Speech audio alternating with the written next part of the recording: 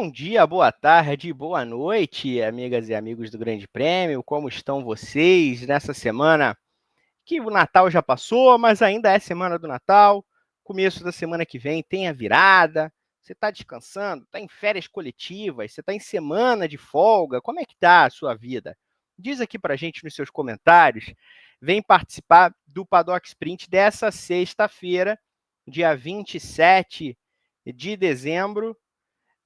Estamos chegando realmente no final de 2024, mas sempre tem coisa acontecendo, sempre tem noticiário sobre Fórmula 1, sobre o mundo da velocidade, e eu convido você para que venha e, como está aqui no GC, deixe o like, se inscreva no canal, dê o smash no botão do joinha, compartilhe o nosso Paddock Sprint. Eu pedi no dia 24 de dezembro, que eu estava aqui também, eu falei, antes de curtir a ceia, tá todo mundo junto? Manda aqui no grupo da família que todo mundo vai ao mesmo tempo pegar o telefone, ver o que está rolando, ver o nosso vídeo. E assim foi, a audiência foi boa, inclusive.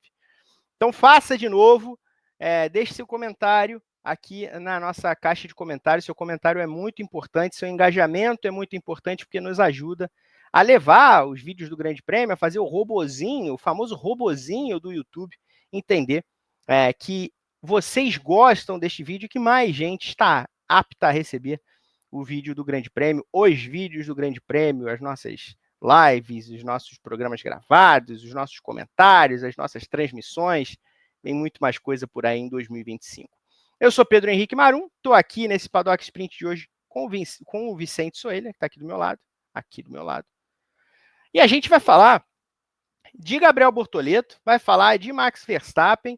É bom que tem coisa acontecendo, Vicente. Tem sempre coisa acontecendo. E tem dois personagens mais do que interessantes dessa Fórmula 1 2025 para a gente falar hoje. Tudo certo? E aí, Pedro Henrique Marum, tudo bem com você? PP que está aqui nos bastidores e a todos que estão nos acompanhando nesse período de férias, né? Pessoal se preparando já para virar o ano, já viajando para a praia ou ficando quietinho em casa. É um prazer ter você aqui com a gente. E, claro, o Grande Prêmio, em qualquer época do ano, não deixa de trazer as notícias da Fórmula 1 e do automobilismo de maneira geral. E como você bem mencionou, temos notícias, né, surgindo nesse final de ano, para muitas surpresas aí. Ainda bem que nenhuma bomba, né? Mas para muita surpresa, algumas notícias interessantes, né? O Verstappen, o Bortoleto, que nós vamos comentar daqui a pouco, que foram dois dos principais personagens em 2024, o Bortoleto pela conquista e né, na temporada de estreia na Fórmula 2, e o Max Verstappen, a maneira que venceu a Fórmula 1 com a Red Bull lá nos trancos e barrancos. Então tem muita coisa interessante acontecendo e vamos comentar sobre isso e muito mais hoje no Paddock Sprint. Então vamos começar já com o assunto Gabriel Bortoleto. E a chamada aqui do sprint de hoje diz: Bortoleto quer ganhar. Bom, claro, todo mundo quer ganhar, né? Mas quando o piloto chega na Fórmula 1, ele pisa devagarzinho, vai com calma. E não é que o Bortoleto não esteja fazendo isso, até porque ele sabe que tem uma equipe numa reconstrução completa nas suas mãos, que é a Sauber, que vai virar Audi, e que esse ano, 2024, só foi marcar ponto no Qatar, na penúltima etapa do campeonato. Então, assim, não é algo que ele está falando para 2025 ou nem 2026, mas ele deu uma entrevista, e está até no site da Fórmula 1 essa entrevista, e claro, já está no Grande Prêmio, você pode abrir o Grande Prêmio e ler também, falando sobre ele fazer parte da lista dos pilotos que foram campeões da Fórmula 2 no ano de estreia e chegaram à Fórmula 1, que ele está muito honrado de fazer parte dessa lista. Claro, é uma lista, a gente lembra você, que conta com George Russell, que conta com Charles Leclerc, que conta com Oscar Piastri. 3 pilotos que rapidamente chegaram a equipes de ponta na Fórmula 1. O Leclerc, em um ano de Sauber, já fez a transição para a Ferrari, no momento em que havia uma ligação muito próxima entre as duas equipes. O Russell, como piloto afiliado da Mercedes, andou alguns anos na Williams, mas sempre como prometido da Mercedes, e assim aconteceu eventualmente. E o Oscar Piastri, dando aquela cruzada de perna na Alpine para andar na McLaren, os 3 vencedores de corrida, donos de pole, pilotos que estão entre os melhores da Fórmula 1. E o Bortoleto se junta a essa lista a partir de 2025. Esses pilotos que no primeiro ano de Fórmula 2 foram campeões e aí fizeram a transição para a Fórmula 1. Não são muitos, não são muitos. E quando ele diz, eu também quero ganhar corridas, isso é interessante, né? Porque, claro, repito, todo piloto quer ganhar corrida. Mas a partir do momento em que você é lançado, né, Vicente, numa lista com pilotos que estão considerados entre os melhores da Fórmula 1, pilotos que todo mundo aponta dizendo, olha, esse cara com carro campeão mundial pode dar samba, pode ser um futuro campeão mundial. O Piastri um pouco menos, porque o Piastri é mais novo, está só no segundo ano, teve um carro muito bom esse ano, mas é muito jovem ainda, né, ficou atrás do Norris, mas caso do Russell, caso do Leclerc, os dois liderando já as equipes atualmente em que estão. Sei que o Leclerc vai ganhar o Hamilton de companheiro, mas já dá para dizer que o Leclerc é um ponto de exclamação na Ferrari, não um ponto de interrogação. Quando você se junta a uma lista dessa, não dá para pensar de outra forma, né? E não dá para ser visto de outra forma. A Fórmula 1 vai olhar para o Bortoleto como um talento deste quilate ou não?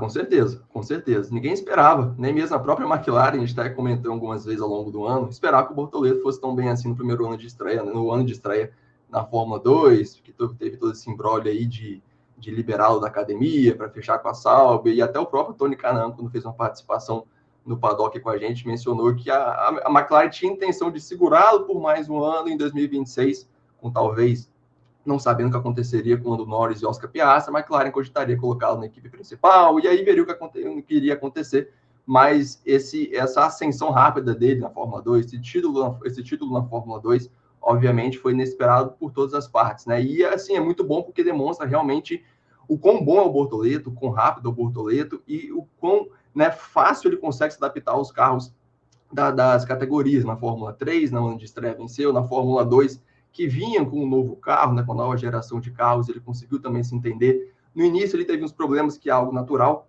mas conseguiu rapidamente, né, encontrar um equilíbrio ali com a Invicta e assim foi campeão. E com a Fórmula 1, claro, entra numa equipe, a Sauber, que não tem intenção, claro, e nem vai brigar por nada de muito, né, bom ano que vem, talvez beliscar um pontinho ou outro ali, já que tem uma dupla de pilotos capaz de fazer isso, mas dá a impressão, ele deixa a impressão de que vai conseguir se adaptar muito bem a Sauber, aquilo que ele tiver em mãos, né, conseguir extrair o máximo que ele puder, tiver condições de extrair com o carro da Sauber, e chega, claro, atraindo todos os olhares, né, interessante com um piloto que chega em uma equipe que, obviamente, foi a mais fraca do grid em 2024, mas chega com uma expectativa muito alta, né, claro que, por exemplo, o Piastri, quando ele estreou na Fórmula 1, ele estreou na McLaren, que, claro, naquele momento não era a McLaren de hoje, era a McLaren que também era um carro de fundo de grid, mas ele passou por esse momento de transformação com a McLaren em 2023 e 2024, que dificilmente a Sauber vai passar em 2025 e 2026. A gente não sabe o que vai acontecer com a chegada totalmente da Audi. Pode ser um fracasso ou pode ser um sucesso. Então, ninguém sabe realmente como vai ser o próximo passo da Sauber na Fórmula 1. Mas, de qualquer maneira, o Bortoleto já chega atraindo a atenção, atraindo os olhares, e ele terá condições. Acredito, claro, que ninguém vai esperar que ele faça algo extraordinário, mas vai ser possível ver, né, compará-lo talvez com o Hülkenberg ou com outros pilotos de equipes da parte de baixo do grid, da Williams, por exemplo, ou da própria Haas, que também evoluiu, e compará-lo com outros pilotos para ver como ele entrega, como ele se sai em pistas que alguns serão até novidades para ele. Então, claro, que terão alguns desafios inéditos, né? Como é de se esperar quando o piloto chega à Fórmula 1 em uma idade tão jovem, mas é claro que o Bortoleto provou também que tem condições de entregar, né, e atender as expectativas que estão sendo depositadas nele. E, claro, ele se coloca, como você bem mencionou, no mesmo nível, entre aspas, né, de início de carreira de Leclerc, Russell, que, ao meu ver, são dois pilotos talentosíssimos, que ainda não tiveram a oportunidade de fato, brigar pelo título, né?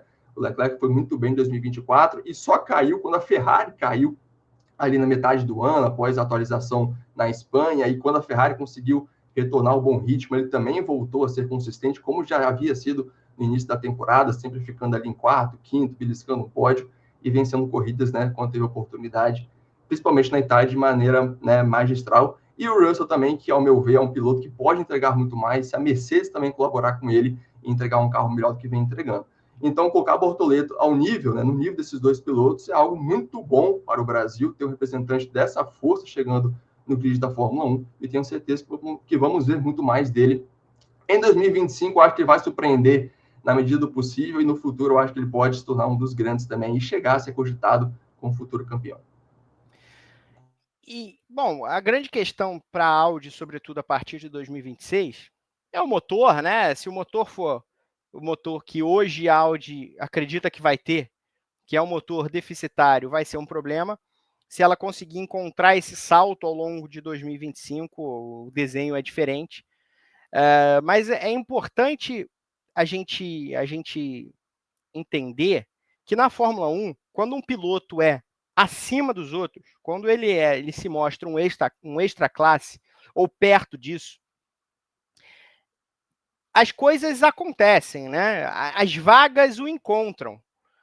Você não dá para imaginar na Fórmula 1, puxar pela memória, você não vai conseguir lembrar um piloto deste nível que não tinha onde andar, que não tinha alguém que o quisesse, né, que não tenha tido a chance de guiar numa equipe. Não vou dizer necessariamente de ter sido campeão ou de guiar num carro campeão, isso pode acontecer para um lado, para o outro, mas de guiar numa equipe perto da ponta na Fórmula 1. Todos os grandes talentos da Fórmula 1 tiveram essa chance, sobretudo na Fórmula 1 moderna, né? Onde as carreiras são mais longas, as equipes são mais confiáveis, enfim. Eu sempre gosto de trazer o exemplo do Alonso, começando na Minardi, depois se provando como piloto de testes na Renault, mesmo quando a chance de continuar na Minardi em 2002 não se pôs, não apareceu. Então, grandes pilotos, eles encontram os espaços os encontram. Eu não estou aqui falando de bons pilotos, estou falando de pilotos muito acima da média. O cara vai falar, o Sainz agora vai guiar na Williams. O Sainz é um bom piloto, mas não é. E também, assim, o Sainz guiou na Ferrari durante tantos anos, o Sainz participou ativamente e foi uma peça-chave da reconstrução da McLaren. O Pierre Gasly é outro piloto também desse nível. O Gasly não encontrou um carro de ponta. É verdade, o Gasly teve a chance de guiar na Red Bull em determinado momento. Não deu certo, talvez ele nunca mais tenha um carro desse nível na mão ou perto, mas é um piloto que não é deste nível, não é um extra classe. É um piloto muito bom, mas não desse nível.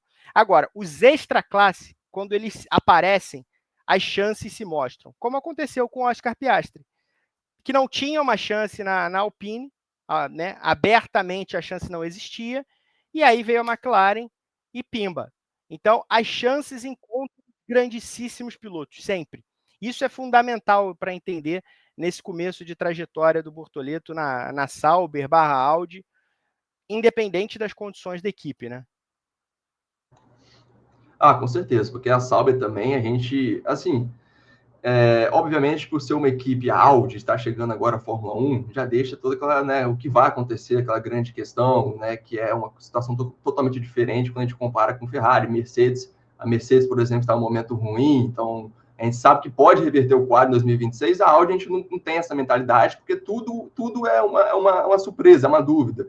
E a maneira como a Sauber vem se reestruturando, né, que foi tivemos até um pouco de confusão, até o próprio Huckenberg disse isso, que ele chegou lá, e ele viu o André Seidel ser mandado embora do nada, o Mattia Binotto chegando de repente, não havia sido comunicado, e ele falou que no início estava tudo uma grande bagunça, ele mesmo disse isso, o projeto no início era uma grande bagunça, mas agora parece que a gente está começando a se encaixar, cada um no seu quadrado ali, então agora está tomando rumo, então a Sauber está começando assim, com pouco tempo restante para 2026, claro que o motor não começou a ser fabricado, a ser produzido agora, mas com pouco tempo restante para 2026, a estrutura da Sauber em si está começando a ficar sólida só a partir de agora, no segundo semestre de 2024. É muito pouco tempo na Fórmula 1, então isso nos leva a crer que a equipe realmente terá dificuldades em 2026. E Bortoleto, como você bem disse, né, por ser o piloto que é, eu acredito que mesmo que em 2025 não faça uma grande temporada, como não deve fazer muito por causa do carro, isso não será motivo de queimá-lo, como muita gente ficou preocupada, né? Se for para a Sauber, melhor não ficar na Fórmula 1, melhor fazer mais um ano de Fórmula 2.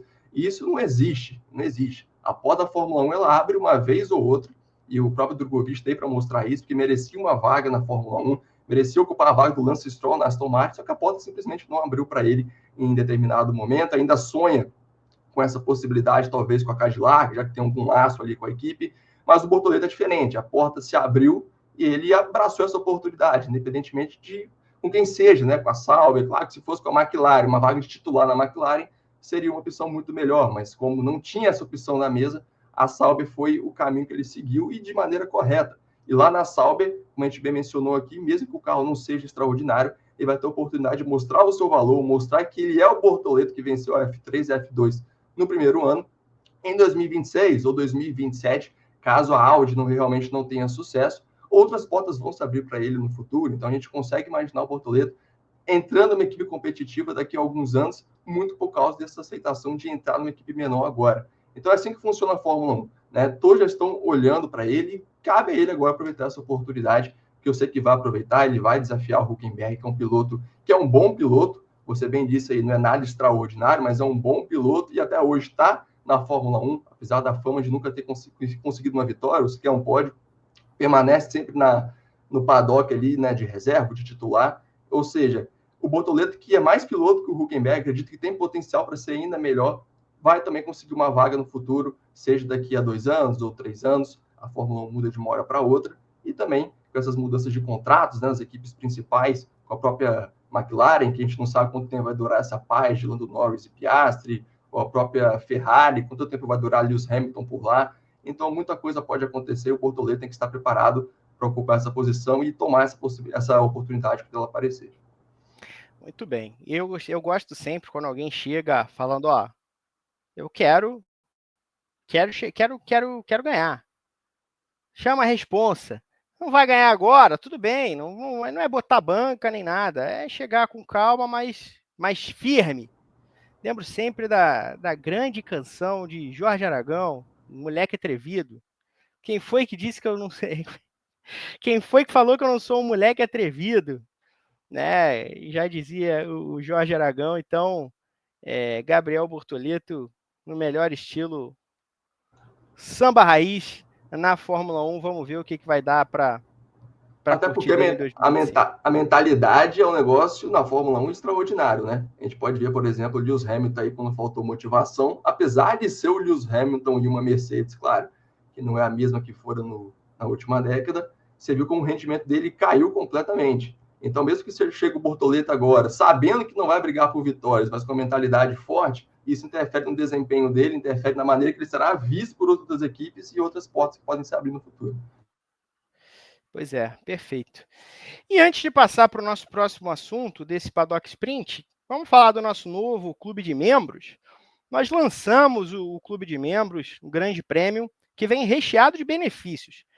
Os assinantes terão acesso a conteúdos exclusivos, um novo Paddock Sprint como esse, só para eles, só para os assinantes, além de clube de descontos, que oferece muitas vantagens em lojas de vestuário, farmácias, lojas de artigos esportivos e muito, muito mais.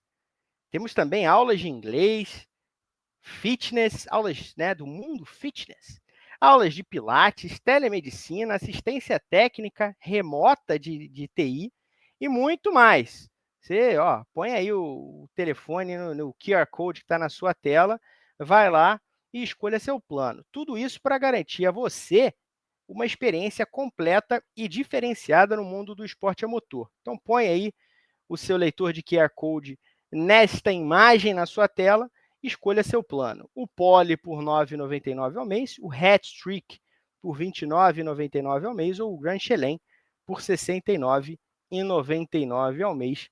Lá no site você vai ver as peculiaridades de cada um dos planos. Beleza? Então venha ser nosso assinante, venha ser nosso parceiro, por que não dizer, para o Grande Prêmio te trazer cada vez mais coisas ao longo do ano de 2025. Vem com a gente. E agora vem com a gente falar de Verstappen. O Vicente, o Verstappen falou um pouco daquilo que a gente já sentia, né? Daquilo que a gente sentiu no dia em que tudo aconteceu. Eu estava lá em Interlagos, que a sensação também para ele, depois do GP de São Paulo, era de que era game over. O campeonato tinha acabado ali e ele seria tetracampeão mundial, porque aquela pancada que ele deu no Lando Norris naquele dia, saindo lá do fim do pelotão para ganhar, na chuva, enfim,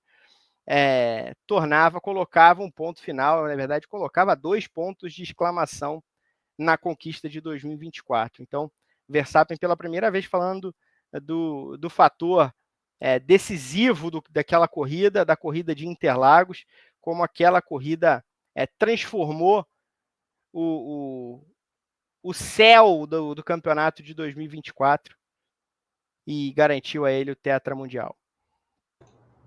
Então, a questão é que, com exceção ali do GP dos Estados Unidos, que o Verstappen terminou à frente do Lando Norris, nas outras corridas após as férias de verão, o Lando Norris estava terminando à frente de Verstappen. Então, mesmo que fosse 3 pontinhos, 4 pontinhos, 5 pontinhos, ele estava conseguindo ali diminuir lentamente essa vantagem para o piloto da Red Bull. A gente sabia que seria difícil, né? Com as corridas que restavam ali, mesmo que a McLaren tivesse chegado ao Brasil como favorita, a Red Bull, né, embora tenha feito uma boa sprint, né, debaixo do sol quente de Interlagos, com pista seca, tinha mostrado bom desempenho, mas a McLaren ainda era a favorita. A gente mencionava que a chuva seria o grande problema da McLaren, pois misturaria um pouco as coisas ali. Mas ao ver o Lando Norris lá cair em primeiro e o Max Verstappen em 17º, ficou aquela sensação de que realmente agora é a grande oportunidade do ano para o Norris diminuir essa diferença, né? Eles chegaram com 47 pontos de diferença em Interlagos, então poderia diminuir isso drasticamente caso o Norris vencesse a corrida, o Verstappen talvez terminasse em 18º, nono, a gente nunca saberia o que poderia acontecer debaixo de chuva, mas aquela virada extraordinária ali do Verstappen, aquela corrida espetacular que ele fez e a vitória, claro, com um pouco de sorte também, mas essa sorte também veio um pouco de sabedoria, né, que eu digo, porque estava na cara que ia pintar uma bandeira vermelha em algum momento ali, então a Red Bull e o Verstappen acertadamente ficaram na pista, né, esperando por essa bandeira vermelha, já que a chuva estava piorando naquele momento, e aí aproveitaram a regra, que eu não concordo muito, mas trocaram o pneu e venceram a corrida, né, e o Verstappen tem todos os méritos disso, não foi nada, né, disso, como eu disse, foi sorte, mas também mérito de entender o momento da corrida e se aproveitar daquela situação.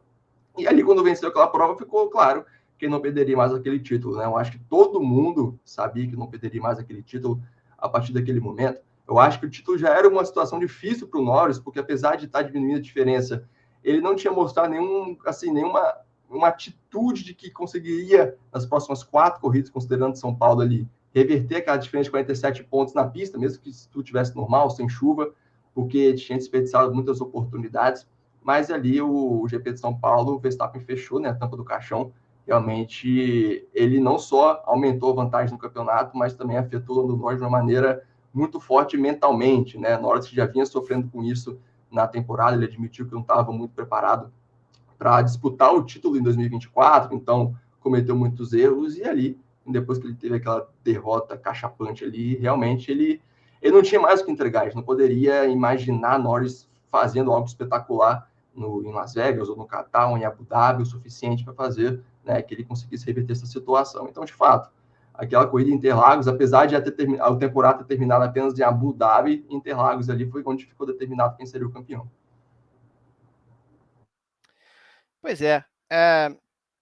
O GP de São Paulo, ele é marcante e para mim ele é a imagem do tetracampeonato do Verstappen. Mas você acha que no futuro, quando o Verstappen encerrar a carreira, sei lá, ou daqui a 15, 20 anos, quando for feita uma retrospectiva da carreira do Max Verstappen, você acha que as imagens do GP de São Paulo de 2024 vão ter um lugar de destaque nas imagens da carreira do Verstappen? Ah, com certeza, com certeza. Avaliando os 4 títulos que ele teve, claro que o que chama atenção de imediato é o duelo com Hamilton em 2021, por todo o cenário que se criou naquele momento, e por ser um piloto que teve ali, na primeira oportunidade de brigar pelo título, foi contra um heptacampeão, né, e mostrou o talento que mostrou, que nem considerando questão de polêmica em Abu Dhabi, nada, porque qualquer um ali que fosse vencedor mereceria aquele título pelo que, né, mostraram ao longo da temporada. E 22 e 23 foi um ano um pouco mais fácil para ele, né? 23 principalmente, mas que são imagens em 23 que vão ficar em destaque também, porque apesar de ter um carro completamente dominante, ele teve a capacidade de conseguir o que conseguiu. Nem todos os pilotos com a Red Bull, né, com a RB19 em mãos, fariam o que ele fez em 2023.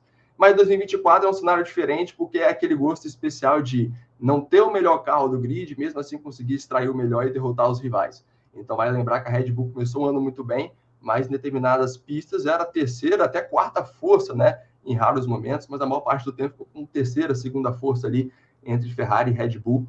Mas, de qualquer maneira, Verstappen, obviamente, conseguiu esse título no braço, conseguiu, né, principalmente em São Paulo, como você bem disse, mostrar que a temporada era dele, era para ele, porque foi um resumo de que né? Em São Paulo ele mostrou todo o talento que ele já vinha demonstrando antes.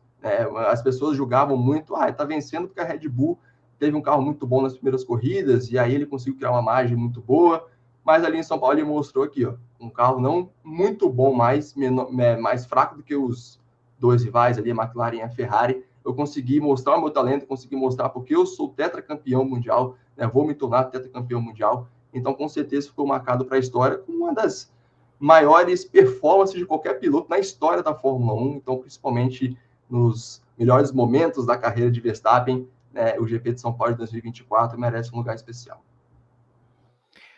Muito bem. Pois é, eu concordo. Foi uma exibição apoteótica. Dito isso, começo a me despedir de vocês, me despedir do Vicente, me despedir de Pedro Prado, que esteve aqui nos bastidores. Não posso dizer que é minha última participação em vídeo no Grande Prêmio em 2024, porque ainda no domingo eu tenho um videozinho para gravar para os nossos membros. Nossos membros vão ver. Mas aqui no YouTube é minha última participação. Você ainda grava algum vídeo, Vicente? Eu gravo GP1 para segunda-feira. Então, para todos que estão aqui acompanhando a gente no canal abertamente, vão poder assistir mais, claro. Faço convite para se tornarem membros do Grande Prêmio também, tem muita coisa boa vindo em 2025. É verdade. Para quem não é membro e está me vendo pela última vez, eu mando um grande beijo, um grande abraço, os desejos de uma boa virada, um bom Réveillon com as pessoas que moram no seu coração, seja família, amigos, quem quer que seja.